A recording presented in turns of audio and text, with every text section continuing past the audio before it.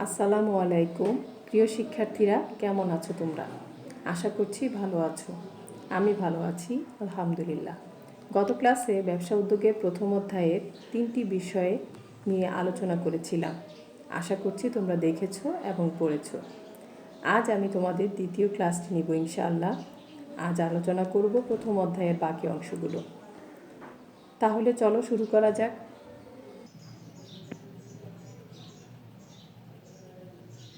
ব্যবসায়ের গুরুত্ব। প্রথমেই আসো শিক্ষার্থীরা, আমরা আজকে দ্বিতীয় ক্লাসটি শুরু করব ব্যবসায়ের গুরুত্ব দিয়ে। ব্যবসায়ের গুরুত্বকে দুটা ভাগে ভাগ করা হয়েছে। একটা হচ্ছে অর্থনৈতিক গুরুত্ব আর একটা হচ্ছে সামাজিক গুরুত্ব। অর্থনৈতিক গুরুত্বটা কীরকম? যেটা অর্থের সাথে সম্পৃক্ত, এবং সামাজিক গুরুত্ব যেটা সমাজের সাথে সম্পৃক্ত। তাহলে আসো, অর্থনৈতিক গুরুত্বের ভিতরে আমরা দেখতে পাচ্ছি সম্পদের ব্যবহার, সঞ্চয় ও বিনিয়োগ, জাতীয় আয় বৃদ্ধি, সামাজিক অভাবের পরিতৃপ্তি, বেকার হ্রাস, দুর্নীতি দমন। এছাড়াও আরও অনেক অনেক গুরুত্ব রয়েছে। আমরা আজকে মেইন পয়েন্টগুলো তোমাদের সামনে আলোচনা করব। প্রথমে দেখতে পাচ্ছি সম্পদের ব্যবহার। প্রাকৃতিক সম্পদ আহরণ করে কাঁচামাল হিসেবে ব্যবহার ও প্রক্রিয়াজাতকরণের মাধ্যমে কাঁচামালকে মানুষের ব্যবহার উপযোগী পণ্যে পরিণত করাই হচ্ছে সম্পদের ব্যবহার। যেমন আমরা উদাহরণ হিসেবে বলতে পারি যে আসবাবপত্রের দোকান বা আসবাবপত্র ব্যবসা প্রতিষ্ঠানটি কাঁচামাল হচ্ছে গাছ, যেটা প্রাকৃতিক সম্পদ। গাছ থেকে আমরা কাঠ তৈরি করি এবং কাঠ থেকে আসবাবপত্র তৈরি করি। তাহলে এই যে আসবাবপত্রের দোকান বা প্রতিষ্ঠানটি কাঁচামাল হচ্ছে কাঠ। তাহলে এই ব্যবসা প্রতিষ্ঠানের জন্য অবশ্যই এই সম্পদ ব্যবহার করতে হয়, এবং ব্যবসা প্রতিষ্ঠানটি থাকার কারণে এই সম্পদের সুষ্ঠু ব্যবহার হচ্ছে। এরপরে আসো সঞ্চয় ও বিনিয়োগ। সঞ্চয় আমরা মোটামুটি অনেকেই জানি যে সঞ্চয়টা কি। আমার যে অর্থ আছে সেই অর্থটা থেকে আমার যতটুকু প্রয়োজন সেটা খরচ করার পর যদি উদ্বৃত্ত বা বাকি কোনো অবশিষ্ট কোনো টাকা থাকে, সেটা আমরা যদি রেখে দেই, সেটাই সঞ্চয় হিসেবে আমরা বুঝতে পারি। তাহলে সঞ্চয় প্রবণতা যদি থাকে আমাদের, তাহলে আমরা কিন্তু একটি নির্দিষ্ট পরিমাণ বা বড় অঙ্কের একটা অর্থ সঞ্চয় করে রাখতে পারি। এবং সঞ্চয় করে যদি রাখা যায় তাহলে কিন্তু আমরা বড় কোনো একটা খাতে বিনিয়োগ করতে পারি বা বড় কোনো একটা ব্যবসা প্রতিষ্ঠানে বিনিয়োগ করতে পারি। আর যদি আমার সঞ্চয়ের পরিমাণটা কম হয়, তাহলে আমরা ছোটোখাটো একটা ব্যবসা প্রতিষ্ঠানে বিনিয়োগ করতে পারি। তাহলে দেখো এখানে কি লেখা আছে, জনগণকে সঞ্চয়ের প্রতি আগ্রহী করে বিনিয়োগের পরিমাণ বৃদ্ধি করা। তার মানে জনগণকে যদি আমরা সঞ্চয় করলে যে অর্থ বৃদ্ধি পাবে, এবং সেই অর্থটা যে আমরা একটা ব্যবসা প্রতিষ্ঠানে খাটাতে পারি বা যেটাকে বলা হয় বিনিয়োগ করা যায়, এটা করলে আমরা কি একটা ব্যবসা প্রতিষ্ঠান চালু করতে পারবো। আর এর মাধ্যমে আমাদের কি হবে, বিনিয়োগের মাধ্যমে নতুন ব্যবসা প্রতিষ্ঠান গড়ে তোলা যাবে, যার প্রধান উদ্দেশ্য থাকবে মুনাফা অর্জন। আর সবাই আমরা জানি যে আমরা কোনো একটা ব্যবসা প্রতিষ্ঠানে যদি অর্থ বিনিয়োগ করি, সেখান থেকে যদি মুনাফা অর্জিত হয়, তাহলে আমরা মানসিকভাবে সন্তুষ্ট থাকি এবং পরবর্তীতে আরও ভালোভাবে ব্যবসা করার একটা মানসিকতা তৈরি হয়। তাহলে এটাই হচ্ছে সঞ্চয় ও বিনিয়োগ। এরপরে আসো জাতীয় আয় বৃদ্ধি। জাতীয় আয়টা কিভাবে বৃদ্ধি পায় ব্যবসার মাধ্যমে? সেটা হচ্ছে ব্যবসা প্রতিষ্ঠান বৃদ্ধির মাধ্যমে প্রচুর লোকের কর্মসংস্থান হয়। এই যে সঞ্চয় ও বিনিয়োগের মাধ্যমে যখন আমরা ব্যবসা প্রতিষ্ঠান গড়ে তুলি, তখন ব্যবসা প্রতিষ্ঠান যদি এভাবে বৃদ্ধি পেতে থাকে, তাহলে অনেক লোকের কর্মসংস্থান হয়, যাতে করে লোকদের মাথাপিছু আয় বৃদ্ধি পায়। যারা বেকার ছিল তাদের কর্মসংস্থান যখন হয়ে যায়, তখন তাদের মাথাপিছু আয় পাশাপাশি বাড়তে থাকে, এবং পাশাপাশি তাদের জীবনযাত্রার মানও উন্নত হয়। আর ব্যবসা থেকে সরকারকে কর দিলে সেটা জাতীয় আয় খাতে যায়, এবং তার কারণেই বলা হয় যে ব্যবসার মাধ্যমে জাতীয় আয় বৃদ্ধি পায়। এবারে আসো আমরা সামাজিক গুরুত্বতে যাই। সামাজিক গুরুত্বে কি দেখতে পাচ্ছি, অভাবের পরিতৃপ্তি হয়। ব্যবসায়ের মাধ্যমে কিভাবে অভাবের পরিতৃপ্তি হয়? কারণ আমরা জানি যে ব্যবসার উদ্ভব হয়েছে মানুষের অভাববোধ থেকে, আর অভাবটা কিভাবে বুঝি? যখন আমার একটা জিনিসের চাহিদা সৃষ্টি হয় যে আমার এই জিনিসটা প্রয়োজন, তাহলে চাহিদা অনুযায়ী যদি পণ্য সরবরাহ করা যায় তাহলে মানুষের অভাব পূরণ হয়, আর সেটা ব্যবসায়ের মাধ্যমে সম্ভব। তাহলে এই জন্যই বলা হয়েছে যে সে অভাবের পরিতৃপ্তির মাধ্যমে ব্যবসায়ের গুরুত্ব প্রকাশ পায়, এবং সেটা হচ্ছে একটি সামাজিক গুরুত্ব। এরপর হচ্ছে সমাজেরই মানুষ যারা বেকার, তাদের বেকারত্ব হ্রাস পায় এই ব্যবসায়ের মাধ্যমে। আমরা একটু আগে এই যে জাতীয় আয়ের এখানে আমরা জেনেছি যে বহু লোকের কর্মসংস্থান হয় ব্যবসায়ের মাধ্যমে, এবং সে কর্মসংস্থানের মাধ্যমে তাদের আয় বৃদ্ধি পায়, পাশাপাশি তাদের কি জীবনযাত্রার মানও বৃদ্ধি পায়। সেই বিষয়টাই এখানে আবার আসছে যে নতুন নতুন বৃহদায়তন ব্যবসা প্রতিষ্ঠান গড়ে উঠলে বেকার জনশক্তিকে উক্ত প্রতিষ্ঠানগুলোতে কর্মসংস্থানের ব্যবস্থা করলে বেকার হ্রাস পায়। আশা করছি তোমরা বুঝতে পারছো যে যদি আমরা নতুন নতুন ব্যবসা প্রতিষ্ঠান গড়ে তুলতে পারি, ছোট ছোট ব্যবসা প্রতিষ্ঠানের পাশাপাশি বৃহদায়তন ব্যবসা প্রতিষ্ঠান প্রতিষ্ঠিত হয়, তাহলে ওখানে বহু লোকের কর্মসংস্থান হয় এবং তার ফলে বেকারত্ব হ্রাস পায়। তাহলে এখানে বোঝা যাচ্ছে যে ব্যবসায়ের গুরুত্ব রয়েছে এবং এটা একটা সামাজিক গুরুত্ব। তারপর আছে আরেকটি পয়েন্ট, দুর্নীতি দমন। আমরা যদি ব্যবসায়ের ক্ষেত্রে বৈধ ব্যবসাকে গুরুত্ব দেই এবং অবৈধ কোনো ব্যবসা করা যাবে না এরকম একটা কঠোর আইন প্রয়োগ করতে পারি, তাহলে কিন্তু দুর্নীতি দমন করে ব্যবসা বাণিজ্যের উন্নতি নিশ্চিত করা যায়। তাহলে শিক্ষার্থীরা দেখতে পাচ্ছ যে অর্থনৈতিক ও সামাজিক গুরুত্বর কারণেই আমাদের ব্যবসায়ে সামগ্রিকভাবে এতটা গুরুত্বপূর্ণ ভূমিকা পালন করছে। এবারে আসো শিক্ষার্থীরা, আমরা এতক্ষণ ব্যবসায়িক গুরুত্ব জানতে পারলাম, এখন ব্যবসা পরিবেশ ও বাংলাদেশের ব্যবসায়িক পরিবেশ সম্পর্কে তোমাদের সাথে আলোচনা করব। তার আগে শিক্ষার্থীরা দেখো, আমরা যে পোস্টারটি রেডি করেছি তার ভিতরে কিছু ছবি আমি দিয়েছি। সবার ছবিটার দিকে খেয়াল করো। প্রথম ছবিটাতে আমরা দেখতে পাচ্ছি কক্সবাজার, যেটা আমাদের জন্য একটা প্রাকৃতিক সম্পদ, এটা মানুষ তৈরি করতে পারে না। এরপর আছে সুন্দরবন, যেটা একটা বনভূমি, এটাও একটা প্রাকৃতিক সম্পদ। এরপর আমরা দেখতে পাচ্ছি একটা ব্যাংকের ছবি এবং আমাদের কেন্দ্রীয় ব্যাংকের ছবি, বাংলাদেশের কেন্দ্রীয় ব্যাংকের ছবি, বাংলাদেশ ব্যাংক, যেটা অর্থ ব্যাংকিং খাতে ভূমিকা রেখে থাকে।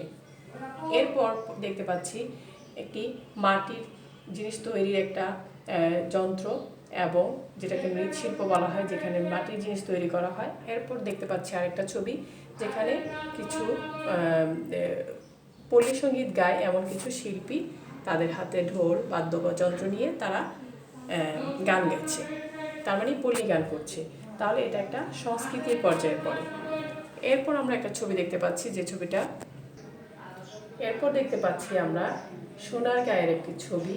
সেখানে বাংলার প্রাচীন রাজধানী এটা ছিল এক সময় এবং বিখ্যাত ব্যবসা কেন্দ্র ছিল, তার মানে এটা একটা ঐতিহ্যগত ছবি। এরপর আমরা দেখতে পাচ্ছি অনেকগুলো মানুষের ছবি, যেটা জনসংখ্যা, একটি দেশের জনসংখ্যা, যেটাকে আমরা চাইলে যদি তাদেরকে উপযুক্ত কাজ দিয়ে কাজের ব্যবস্থা করে দিতে পারি, তাহলে এরা কিন্তু একটি দেশের জন্য বোঝা না হয়ে মানব সম্পদে পরিণত হয়।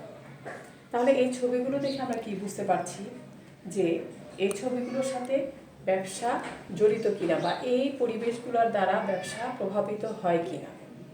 হ্যাঁ শিক্ষার্থীরা, আমরা যখন পরবর্তীতে তোমাদের সাথে ব্যবসা পরিবেশের সংজ্ঞাটি নিয়ে আলোচনা করব, তখন দেখতে পাবে উপরের ছবিগুলো সবগুলোই ব্যবসায়ের ক্ষেত্রে প্রভাব ফেলে। তাহলে আমরা আজকে কি আলোচনা করব? ব্যবসা পরিবেশ। আসো এবার ব্যবসা পরিবেশের সংজ্ঞাটি জানার চেষ্টা করি। কি লেখা আছে? যেসব প্রাকৃতিক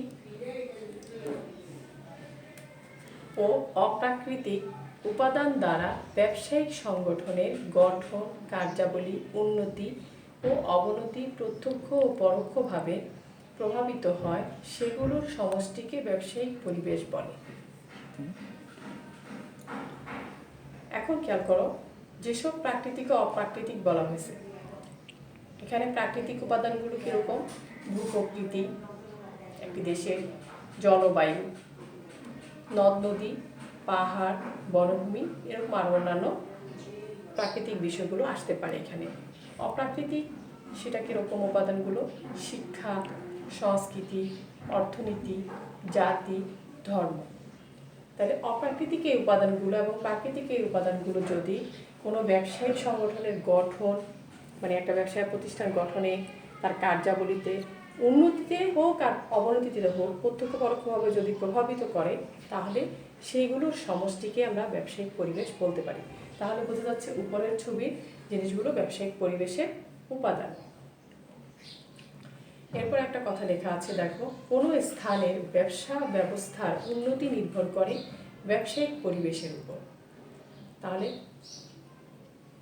যে স্থানটিতে ব্যবসা ব্যবস্থার উন্নতি নির্ভর করবে কি, ওই স্থানের ব্যবসায়িক পরিবেশগুলো যদি সুষ্ঠু এবং সুবিধাজনক অবস্থায় থাকে, তাহলে আমরা আশা করতে পারি যে ওখানে ব্যবসা ব্যবস্থার উন্নতি হতে পারে। এবারে আসো আমরা ব্যবসায়িক পরিবেশের প্রকারভেদ জানার চেষ্টা করি। ব্যবসায়িক পরিবেশের উপাদানগুলোকে 6 ভাগে ভাগ করা হয়েছে। আমরা একটা ছক আকারে তোমাদের জন্য তৈরি করেছি, যে ছকটা তোমরা বইয়েও দেখতে পাবে, তোমাদের পাঠ্য বইয়ে। আমরা সেই ছকটিকে তোমাদেরকে এখন দেখানোর চেষ্টা করছি। প্রাকৃতিক পরিবেশ, প্রকৃতির সাথে সম্পর্কিত যে উপাদানগুলো থাকবে সেটাই প্রাকৃতিক পরিবেশের সাথে সম্পর্কিত। অর্থনৈতিক পরিবেশ, অর্থের সাথে যে সম্পর্কিত যে উপাদানগুলো থাকবে সেটাই অর্থনৈতিক পরিবেশ। সামাজিক পরিবেশ, যেখানে সমাজের সাথে সম্পৃক্ত বিষয়গুলো আসবে সেটা হয়ে যাবে সামাজিক পরিবেশ। এরপর আসছে রাজনৈতিক পরিবেশ,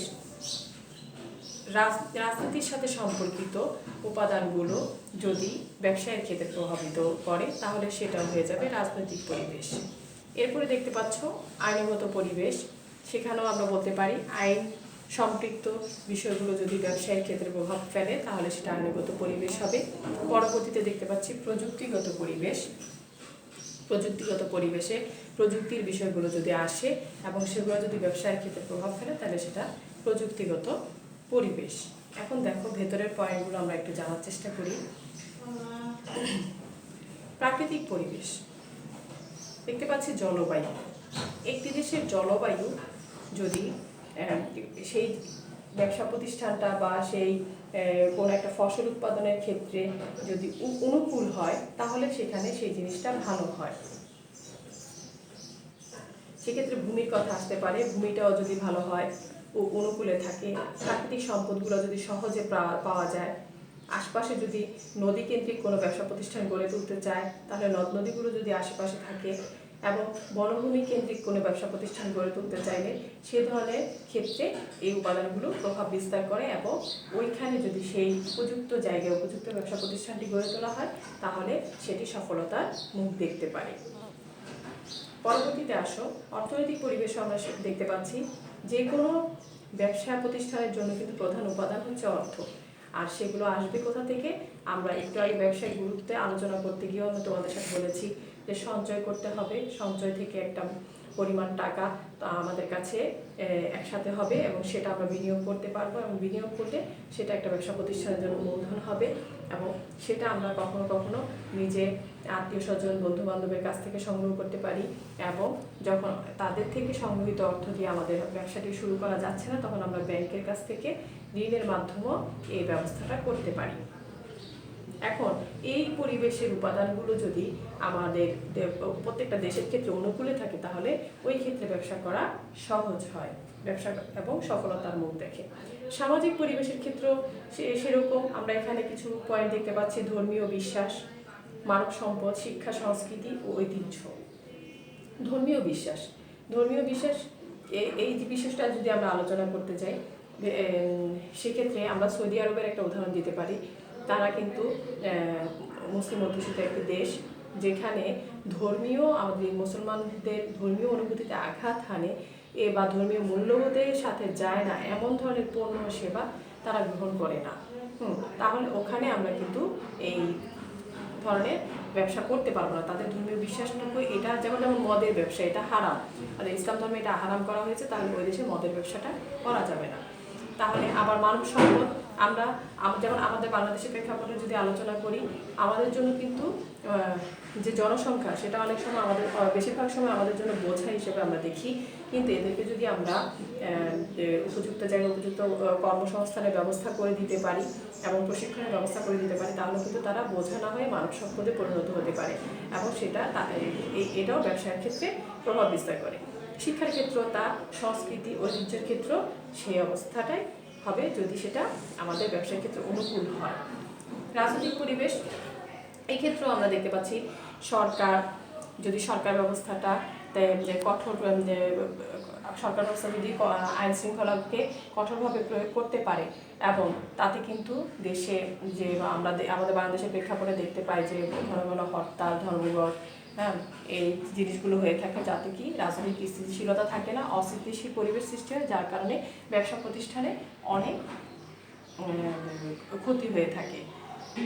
আবার এখানে একটা পয়েন্ট আছে আন্তর্জাতিক সম্পর্ক। দেখা যায় যে বাংলাদেশের প্রেক্ষাপটে অবশ্য আমাদের সাথে আন্তর্জাতিক সম্পর্ক অন্যান্য দেশগুলোর সাথে ভালোই, কিন্তু যাদের এরকম আন্তর্জাতিক সম্পর্ক ভালো থাকে না তারা কিন্তু ওই দুটি দেশের ভিতরে আমদানি রপ্তানি করতে পারে না, যাতে ব্যবসায়ের ক্ষেত্রে একটি বিরূপ ভূমিকা রাখে।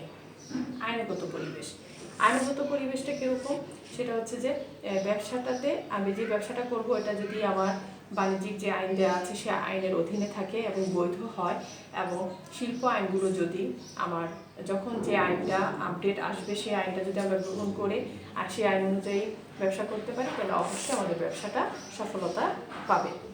এরকম আমাদের পরিবেশ সংরক্ষণ আইন আছে, ভোক্তা আইন আছে, সেই আইনগুলোকে আমরা আইনগত পরিবেশের অধীনে আলোচনা করতে পারি। এরপর আসো প্রযুক্তিগত পরিবেশ। এখন আমরা প্রযুক্তির একটি বিশ্বে বাস করছি, কিন্তু বাংলাদেশ একটি উন্নয়নশীল দেশ হওয়াতে সেখানে অতটা প্রযুক্তি না আসলেও একদম নেই আবার সেটাও বলা চলে না। কিছু কিছু প্রযুক্তি আমাদের বিভিন্ন ব্যবসা প্রতিষ্ঠানে করা হচ্ছে, বা গ্রামে-গঞ্জে যে কৃষি ব্যবস্থাতেও এখন নতুন নতুন প্রযুক্তি ব্যবহার করা হচ্ছে। এই প্রযুক্তিগত ব্যবহার মাধ্যমে আমরা কিন্তু দ্রুত একটা জিনিস আগে যেরকম অনেক সময় লাগতো এখন খুব দ্রুত কাজ করতে পারছি। তাতে বোঝা যাচ্ছে যে প্রাকৃতিক পরিবেশ, অর্থনৈতিক পরিবেশ, সামাজিক পরিবেশ, রাজনৈতিক, আইনগত এবং প্রযুক্তিগত পরিবেশের উপাদানগুলো অবশ্যই ব্যবসায়ের ক্ষেত্রে প্রভাব বিস্তার করছে। তাহলে এবারে আসো আমরা সংজ্ঞা আর উদাহরণ দিয়ে তোমাদেরকে পরিবেশের উপাদানগুলো সম্পর্কে বোঝানোর চেষ্টা করি। যে প্রাকৃতিক পরিবেশ, প্রকৃতির যেসব উপাদান একটি ব্যবসা গড়ে উঠতে ভূমিকা পালন করে তাকে ব্যবসায়ের প্রাকৃতিক পরিবেশ বলে। উদাহরণস্বরূপ বলতে পারি আমরা পাট উৎপাদনে বাংলাদেশ স্বয়ংসম্পূর্ণ, আবার সৌদি আরব তৈল উৎপাদনে বা উত্তোলনে স্বয়ংসম্পূর্ণ। কারণ এই ক্ষেত্রে বাংলাদেশের পাট উৎপাদনে স্বয়ংসম্পূর্ণ কীভাবে, এখানে জলবায়ু, ভূমি, আবহাওয়া সব কিছু অনুকূলে বিধায় পাট উৎপাদন এখানে বেশি হয়। আবার সৌদি আরবের ক্ষেত্রে এখানে খনিজ সম্পদ বেশি উত্তোলিত হয়, ওখানকার জলবায়ু, ভূপ্রকৃতি, প্রাকৃতিক সম্পদের দিক থেকে তেল উত্তোলনটা স্বয়ংসম্পূর্ণ উপযোগী বিধায় এটা স্বয়ংসম্পূর্ণ। এরপরে আসি অর্থনৈতিক পরিবেশের উপাদানগুলো সম্পর্কে।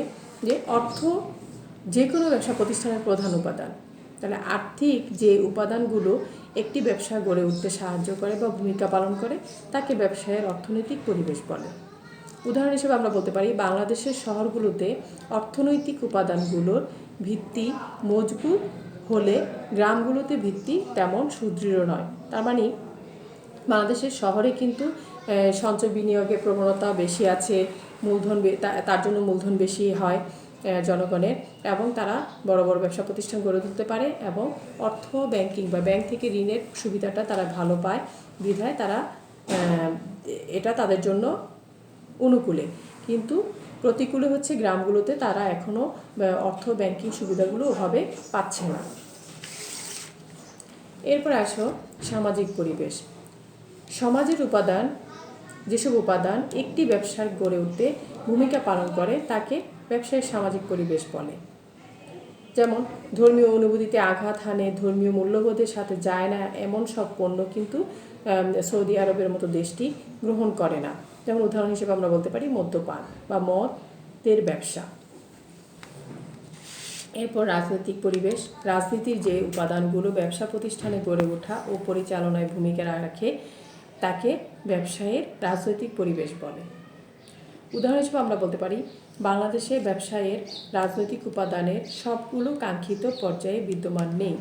তার মানে বাংলাদেশে প্রায় ধর্মঘট, হরতাল, শ্রমিক অসন্তোষ এই জিনিসগুলো থাকার কারণে এখানে রাজনৈতিক স্থিতিশীলতা থাকে না, তার ফলে ব্যবসা প্রতিষ্ঠানে ব্যাপক ক্ষতি সাধিত হয়। এরপর আইনগত পরিবেশ। আইন সম্পৃক্ত যে উপাদানগুলো ব্যবসায়ের গড়ে উঠতে ভূমিকা রাখে তাকে ব্যবসায়ের আইনগত পরিবেশ বলে। যেমন উদাহরণ হিসেবে বলতে পারি বাংলাদেশে এখনও পুরাতন আইনে ব্যবসা পরিচালিত হয়, পাশাপাশি কঠোর প্রয়োগ নেই বিধায় ব্যবসায় উন্নতি কম হয়। পুরাতন আইন দিয়ে ব্যবসা প্রতিষ্ঠান পরিচালিত হয়, কিছু কিছু ক্ষেত্রে যদিও নতুন আইন আছে, কিন্তু আবার যে আইনগুলোই আছে সেগুলোর কঠোর প্রয়োগ নেই বিধায় ব্যবসার উন্নতি কম হয়। প্রযুক্তিগত পরিবেশ। প্রযুক্তি উপাদান ব্যবসায়ের ব্যবসা প্রতিষ্ঠান পরিচালনায় গুরুত্বপূর্ণ ভূমিকা রাখে, তাই উক্ত উপাদানগুলোকে ব্যবসায়ে প্রযুক্তিগত পরিবেশ বলে। উদাহরণ হিসেবে বলতে পারি বর্তমানে পূর্বের তুলনায় বাংলাদেশে ব্যবসায়ের সকল শাখার প্রযুক্তির ব্যবহার বৃদ্ধি পাচ্ছে।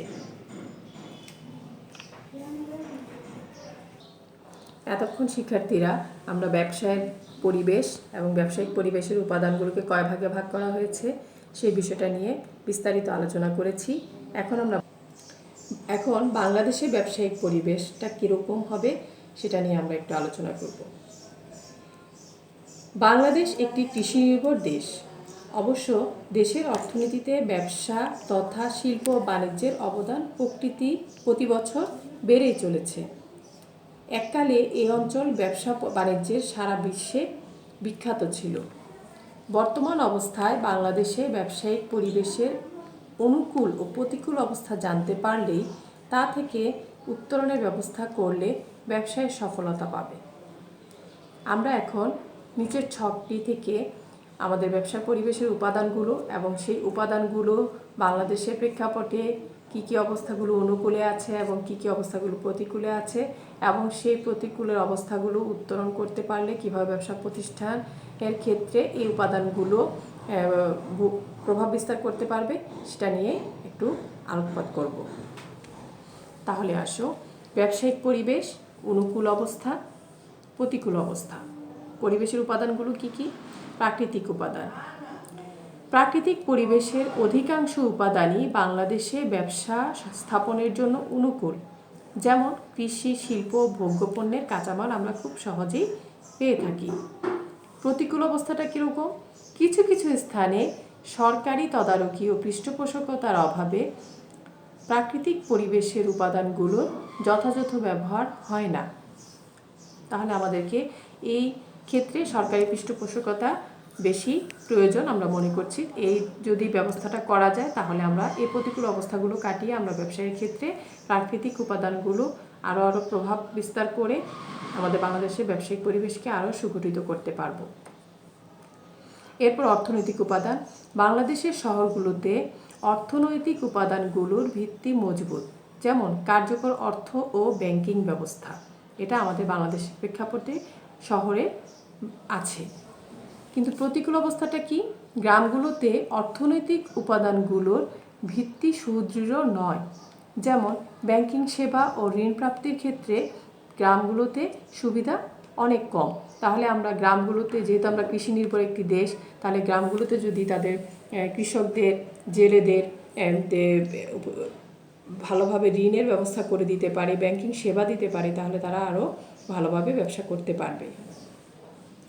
এরপর সামাজিক উপাদান। এই পরিবেশের উপাদানগুলো বাংলাদেশে ব্যবসা প্রসারের ক্ষেত্রে অনুকূল, যেমন এ দেশের মানুষ জাতি ঐতিহ্যগত ও সাংস্কৃতিকভাবে উদার, পরিশ্রমী ও সৃজনশীল। কিন্তু প্রতিকূল অবস্থাটা কি? বাংলাদেশে বর্তমান শিক্ষা ব্যবস্থা এখনও মুখস্থ নির্ভরতা দেখা যায়। সৃজনশীল, কিন্তু পুরোটা এখনও সৃজনশীলতা অভাবে হয়নি, এখনও মুখস্থ নির্ভর। ফলে দক্ষ জনশক্তি ও শ্রমশক্তি তৈরি হচ্ছে না। তার জন্য আমাদেরকে আরও সৃজনশীল হতে হবে এবং দক্ষ জনশক্তি, শ্রমশক্তি আমাদেরকে তৈরি করতে হবে। পরবর্তীতে রাজনৈতিক উপাদান এ পরিবেশের কিছু কিছু উপাদানের কাঙ্ক্ষিত পর্যায়ে বিদ্যমান, যেমন সার্বভৌমত্ব, আন্তর্জাতিক সম্পর্ক, এগুলো আমাদের বাংলাদেশের প্রেক্ষাপটে উপযুক্তভাবেই আছে। কিন্তু বাংলাদেশের ব্যবসায়ের উক্ত রাজনৈতিক উপাদানের সবগুলো কাঙ্ক্ষিত পর্যায়ে বিদ্যমান নেই। যেমন ঘন ঘন হরতাল, ধর্মঘট, শ্রমিক অসন্তোষ, রাজনৈতিক অস্থিতিশীলতা, এটা আমাদের বাংলাদেশের প্রেক্ষাপটে প্রায়ই হয়ে থাকে, যার ফলে আমাদের ব্যবসার অবস্থা কাঙ্ক্ষিত পর্যায়ে পৌঁছতে পারে না। আইনগত উপাদান এই পরিবেশের বেশ কিছু উপাদান আধুনিক ও যুগোপযোগী, যেমন পরিবেশ সংরক্ষণ আইন। আর অনুকূল অবস্থাটা কি? কিছু উপাদান এখনও বেশ পুরাতন, যেমন শিল্প আইন, ভোক্তা আইন। এই আইনগুলো আমরা এখনও যে অবস্থায় থাকার কথা ওইভাবে পাচ্ছি না, তার ফলে আমাদের ব্যবসায়ের ক্ষেত্রে বিরূপ অবস্থা দেখা দেয়। প্রযুক্তিগত উপাদান বাংলাদেশে ব্যবসা পরিবেশের প্রযুক্তিগত উপাদানগুলো অনেক ক্ষেত্রেই অনুকূল। যেমন বর্তমানে ব্যবসায়ের সকল শাখায় প্রযুক্তির ব্যবহার বৃদ্ধি পাচ্ছে। আমাদের বাংলাদেশে বর্তমানে কিন্তু যে ব্যবসায় শাখাগুলোতে প্রযুক্তি ব্যবহার হচ্ছে, কিন্তু কিছু কিছু জায়গায় আর্থিক সীমাবদ্ধতার কারণে অনেক সময় ইচ্ছা থাকলেও প্রযুক্তি আমদানি করা যাচ্ছে না, তাই ব্যবহারও তেমন হচ্ছে না।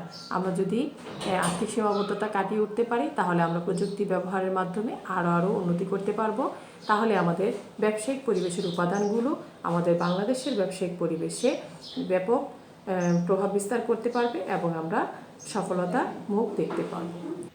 তাহলে শিক্ষার্থীরা, আমরা আজকে ব্যবসায়ের গুরুত্ব, ব্যবসায়িক পরিবেশ, বাংলাদেশের ব্যবসায়িক পরিবেশ, এই বিষয়গুলো জানতে পারলাম। আশা করছি তোমরা বিষয়টি বুঝতে পেরেছ। তাই তোমাদের পড়াটা আবার রিভিশন হওয়ার জন্য তোমাদেরকে কিছু বাড়ির কাজ দিচ্ছি, বাড়িতে পড়াশোনা করার জন্য, যেহেতু আমরা স্কুলে আসতে পারছি না। তোমরা পৃষ্ঠা 5 থেকে 9 পর্যন্ত রিডিং করবে এবং 20টি বহু নির্বাচনী তৈরি করবে গত ক্লাসের মতো, এবং সেটা পড়বে। আর প্রশ্নগুলো এভাবে তৈরি করবে যে ব্যবসায়ের গুরুত্ব ব্যাখ্যা করো, একটি ব্যবসা প্রতিষ্ঠান গড়ে তুলতে ব্যবসায়িক পরিবেশের উপাদানগুলোর প্রভাব আলোচনা করো। এই প্রশ্নগুলো তোমরা একটু তৈরি করার চেষ্টা করবে, তাহলে আশা করছি তোমরা এই পুরো প্রথম অধ্যায়টা সম্পর্কে তোমাদের ভালো ধারণা হবে এবং তোমরা এই অধ্যায়টি সম্পর্কে যে ধরনের প্রশ্নই আসুক তোমরা পরীক্ষার খাতায় লিখতে পারবে। তাহলে আজকে এই পর্যন্তই। আসসালামু আলাইকুম।